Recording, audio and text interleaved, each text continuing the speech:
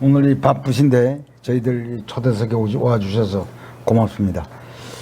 지금 이어도의 장소적 이치를 네. 말해주는 네. 난 설화들이 여러 개 있다고 봅니다만은 네. 그중에서 대표적인 것이 있으면 하나만 우리 네. 최 선생님께서 좀 소개해 보세요. 네, 이어도 설화에는 중국 가는 길에 있다고 그렇게 나와 있거든요. 근데 다카시 토우루가 보슬포에서 체록한 설화에 제주 일본 사람이죠, 다카시 토우루는. 네, 다카시 토우루는 일본 사람인데 제주 모슬포에서 중국 산동으로 가는 백길 사이에 있는 섬이다. 그 이어도는 제주와 중국과의 절반쯤 되는 어느 곳에 있을 것이다. 이렇게 말을 했거든요. 그런데 이제 또 저희가 설화만 있는 게 아니라 각종 노동요의 이어도가 등장을 하거든요. 그런데 이제 해녀들이 부르는 노래를 홍종표 선생님이 해석한 노래가 있거든요. 그 제가 한번 읊어보도록 하겠습니다. 이어도요, 이어도요, 이어, 이어, 이어도요. 이어 하는 소리만 들어도 나 눈물 난다. 이어도 말은 말고서 가라. 강남 가는 해남길로 보면 이어도가 절반이더라. 이렇게 나오거든요. 그러니까 여기서 이제 강남과 해남이 등장을 하는 거죠. 그 네. 강남과 해남 가는 길의 중간쯤이라고 이렇게. 그 해남이라는 건 우리가 지금 저기 저 전라도의 그 해남을 이야기하는 거예요? 네, 맞습니다. 전라남도 해남하고 해남을 제주도는 어떤 관계가 있어요? 이 해남에 지금 이제 전라남도 해남하고 당시에 고려 때 여기가 무역항이었어요. 해남에 예, 전남 해남에 관두량이라는 무역항이 있었거든요. 그래서 강남은 지금 중국 양자강 이남을 강남이라고 하거든요. 옛날 예. 저 송나라 때 중심 도시였죠.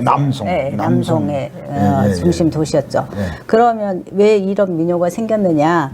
강남을 가건 해남을 보라. 그 해남에서 바로 강남으로 직항을 하지 않고 제주의 조천포에 와서 쉬었다가 가고 또 강남에서 올 때도 제주 조천포에서 풀었다가 가고. 그러니까 여기 제주가 일종의 허브 역할을 했던 거죠. 그래서 이런 민요도 생기고 고동지 설화 진성기 선생님이 체록한 조천리에서 체록한 고동지 설화도 이런 데서 나왔다고 생각을 합니다. 그러니까 이 해남하고 제주도는 밀접한 관련이 있는 것 같아요. 네. 저 물론 이제 1960년대 통계인데 네. 해남 사람들이 제주도에서 많이 살았어요. 지금도 아마 이 제주도에 사는 전라도 분들이 많이 계신데 전라도 분들 중에서 그 해남 사람들이 난 제일 많이 살고 있지 않느냐 이런 생각을 해보거든요. 그러니까 옛날부터 해남하고 제주도가 그런 그렇죠. 이 역사적인 고려 때 관계가 서로 관계가 있었던 이렇게 거죠. 네. 생각을 해보고 네. 또 하나 그 재미있는 걸 내가 읽은 적이 있는데 네. 그 제주도에 어디 저 기덕인가 어느 네. 해녀가 인터뷰를 했는데 네. 그 해녀가 아주 어린 소녀 시절에 외할머니 손에서 자랐는데 그 야이가 좀 이 소녀가 크면서 어머니에게 물어봤었지 할머니에게 우리 어머니는 어디 가서 안 오느냐 어머니 보고 싶다 하니까 이 할머니 이야기는 너희 어머니는 저 이어도라고는 잘 사는 섬에 가서 편안히 살고 너가 더 커지면 어머니가 나타날 거다. 지금 열심히 저 무례지를 해서 해녀를 해서 상꾼이 되라. 그러면 어머니가 나타날 것이다. 그러니까 이런 점 저런 점 보면 제주 사람들에게는 이어도가 하나의 저 이상향이었고 네. 죽어서 가는 이상향이었고 그러면 이어도라고 하는 것은 강남과 해남 사이에 어느 지역에 이어도라고 하는 것이 있었다. 이렇게 좀 요약해 볼 수 있겠네요. 네, 총장님 말씀이 정확하시고요. 이제 제가 첨언하자면 그러면 왜 이어도를 이상형으로 상정할 수 있었느냐? 그런 거잖아요. 그러면 이제 그 이어도가 잘 살고 거기 가면 돌아가신 송홍성대 원장님도 이어도를 이상향으로 그렸잖아요. 그럼 왜 이어도를 어떻게 해서 그렇게 상정할 수가 있었느냐 이거를 따져볼 수가 있어요. 그러면 이제 강남열에 대한 설명이 있어야 될 것 같아요. 강남 한번 소개해 보세요. 네. 중국 우리가 무슨 강남 같은 네, 제비가 뭐 돌아온다 맞습니다. 이런 얘기들을 네. 하는데 그 강남이 어딘지를 모르고 지금 네. 우리가 어릴 때 노래도 부르고 그랬던 것 같단 말이에요. 네, 그냥 한번 말씀해 보세요. 강남은 송나라 때의 중심 무역 도시였던 거거든요. 근데 이제 송나라 다음에 명청 시대를 지나면서 도시 수도가 북경으로 옮겨가요. 그런데 이제 그러면서 거기는 이제 행정 도시, 정치적인 도시가 되는 반면에 송나라는 무역 도시 또 경제 도시가 되는 거예요. 그래서 굉장히 잘 살고 문화 도시고 시인들이 네, 많았던. 시인들이 많이 하고 또 총장님이 그 암송 잘하시는 시가 있잖아요. 그거 나중에 기회 되시면 한번 그거까지는 뭐냐. 암송해 오신데 그 정도로 시 한 편에 모든 재산을 걸고 이렇게 대접하고 이럴 정도로 강남이 굉장히 잘 살았어요. 근데 이제 강남은 날씨가 양자강 이남이니까 따뜻하잖아요. 그러니까 우리는 벼 한 번 지잖아요. 근데 여기는 이모작이 가능하고 또 그 옛날에 누에고치로 해서 그 비단 옷을 만들었잖아요.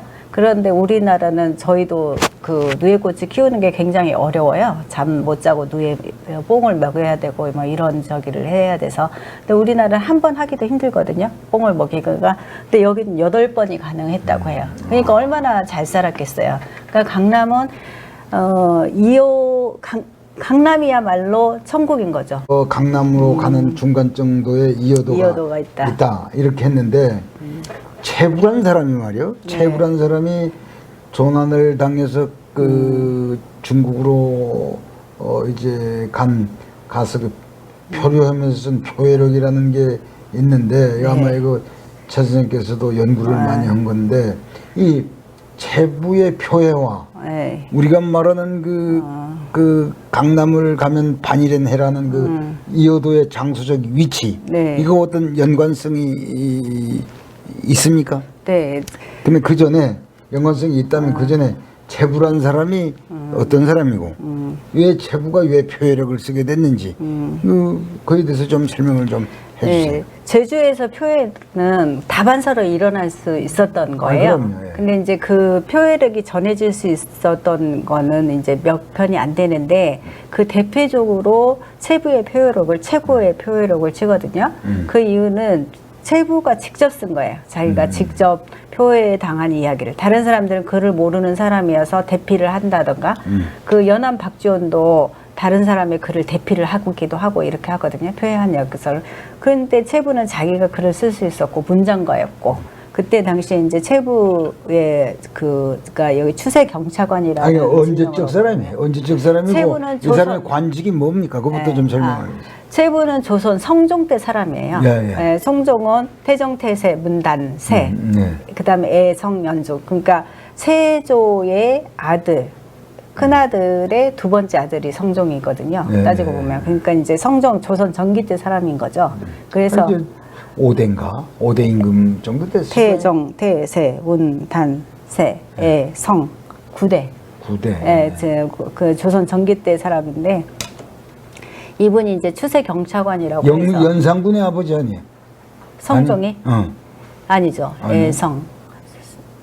아 맞다.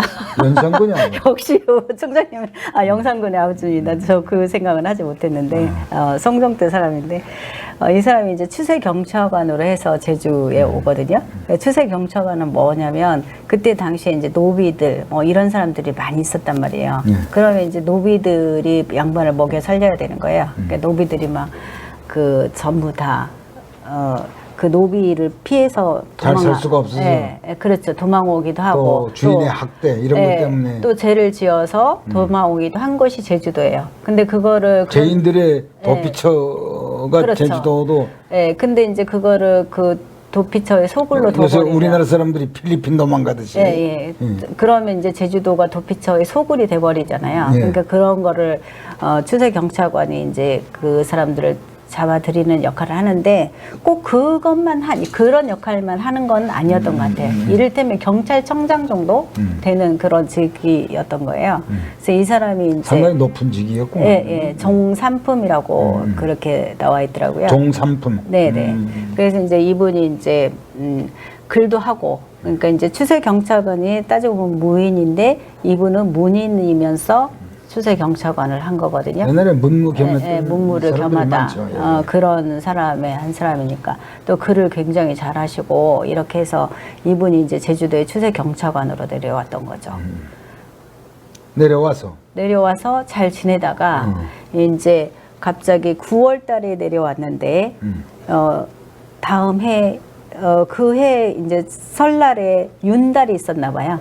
그러니까 윤정월 자세한 이야기는 할 거 없고 3월에 아버지가 돌아가셨다고 이제 그때 당시 이제 나주에 자기 아버지가 살았는데 아버지가 돌아가셨다고 부음을 접하죠. 그러니까 이제 그 배를 타고 아버지 장례식을 치르러 가다가 표류를 당한 거예요. 네.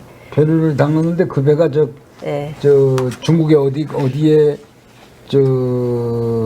가서 어디까지 갑니까?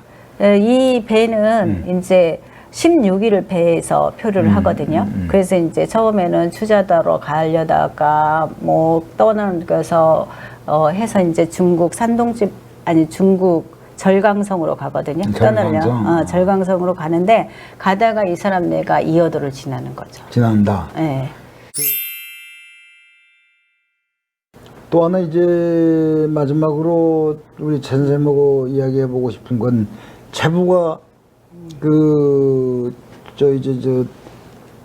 이어도를 거쳐서 거쳐서 그 지금 절강성에 네. 당도하잖아요. 그때 무슨 이어도라는 이야기는 없었지만은 아주 옛날부터 저 절강성으로 중국으로 가는 길에 그 하얀 파도가 말이야.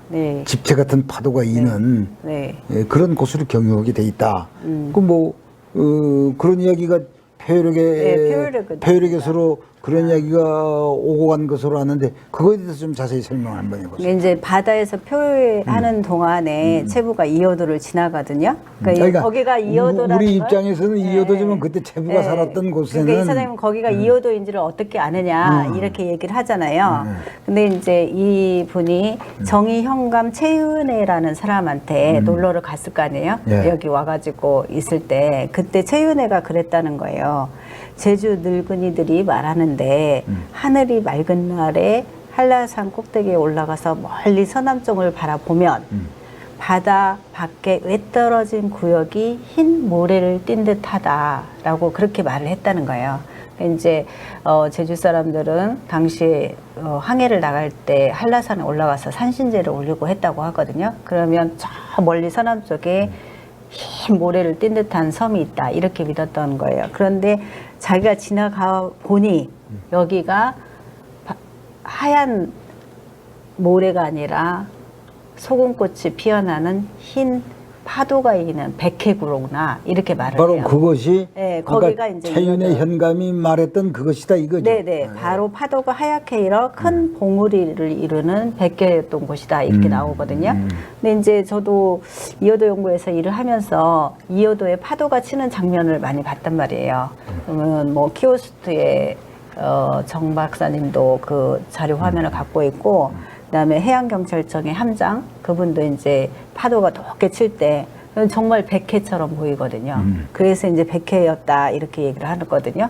그리고 이제 이어도 항로에 대한 관심이 총장님 많으시는데 그거에 대해서도 정확히 체부가 얘기를 합니다. 체부는 백사공의 우두머리인 권산에게 말해요. 이제 막 이렇게 막 두려움에 떨고 죽을까 이렇게 했을 때 43명이나 되는 사람들을 막 지도하고 막 으쌰으쌰해서 살 수 있다 힘을 불어넣고 이렇게 해야 될 거 아니에요. 그리고 또 이제 또 자기도 지친 마음을 좀 위로받고 싶고 그러니까 이제 밑에 아래 사람들한테는 막 으쌰으쌰하고 그나마 조금 맑게 알아듣는 사람들한테 이제 이분도 이제 막 걱정을 토로를 하는 거죠.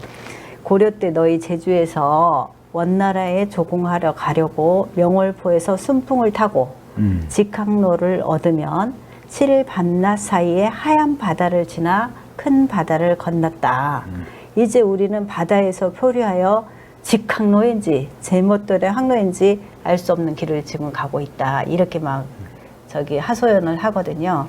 그러면은 이런 최윤애의 표현력에 의해서 저는 체부의 체부의 표현력에 의해서 나중에 이어도 설화가 파생이 됐다고 생각을 하는 거거든요. 연구에는 확실히 저희들이 믿는 게 있어요. 이런 설화를 통해서도 이어도의 바다는 그 관할은 반드시 우리나라 관할권하에 속해 있는 바다다. 이거 어디까지나 국제사회에 주장해도 조금 더 손색이 없는 우리의 논거다라고 하는 것을 말씀드릴 수 있다라고 하는 이야기를 결론으로 말씀드리면서 이것으로 끝마치겠습니다. 고맙습니다. 감사합니다.